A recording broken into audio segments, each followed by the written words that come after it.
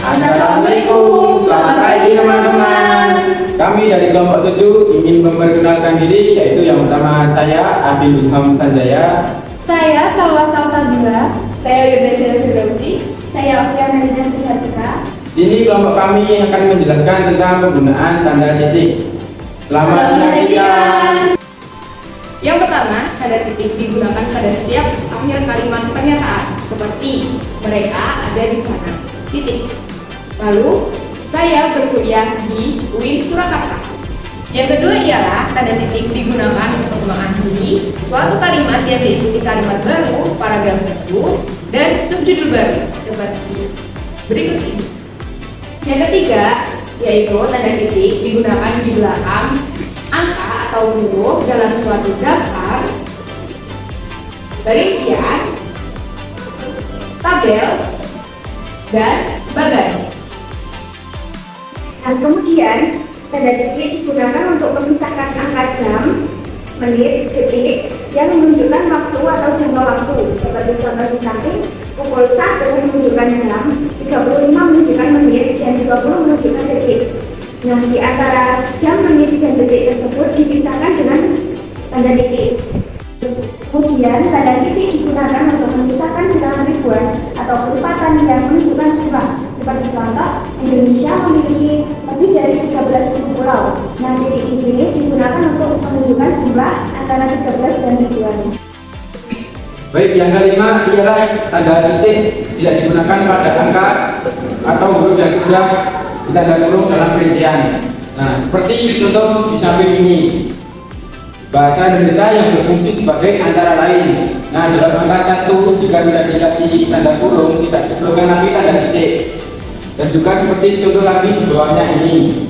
Nah, yang lanjut yang keenam ialah tanda titik tidak digunakan di belakang angka terakhir, baik satu digit maupun lebih, dalam judul tabel, bagan, grafik, ataupun gambar. Nah, misalnya satu lagi, tabel 1 kondisi kebahasaan di Indonesia. Nah, dalam ini tidak perlu lagi dikasih tanda titik. Untuk yang kedua, contohnya tabel 1.1. Jika sudah masuk ke ini, tidak diperlukan lagi tanda titik setelah angka 1 karena tidak ada angka selanjutnya. Selanjutnya, tanda titik tidak digunakan untuk memisahkan bilangan atau kelipatan yang tidak menunjukkan jumlah. Contohnya seperti ini. Dia lahir pada tahun 1998 di Bandung. Tahun ini tidak menunjukkan jumlah, jadi tidak menggunakan tanda titik. Contoh berikutnya, pada halaman. Kata sila terdapat dalam Kamus Besar Bahasa Indonesia edisi 5 halaman 1553. Itu tidak menggunakan titik karena tidak menunjukkan jumlah. Selanjutnya, tanda titik tidak digunakan pada akhir judul ataupun subjudul. Contohnya begini.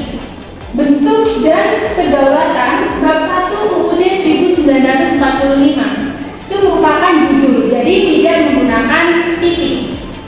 Yang kedua, ada tabel 5 sikap bahasa generasi muda berdasarkan pendidikan, itu merupakan subjudul, jadi tidak menggunakan titik. Selanjutnya yang terakhir, tanda titik tidak digunakan di belakang alamat penerima surat serta tanggal surat. Contohnya seperti ini. Jalan Sumbawa 1 nomor 18 itu tidak menggunakan titik. Lalu yang kedua itu ada tanggal surat 18 Oktober 2021 itu tidak menggunakan titik juga. Baik, sekian dari kelompok kami. Jika ada salah kata, kami mohon maaf. Wassalamualaikum warahmatullahi wabarakatuh.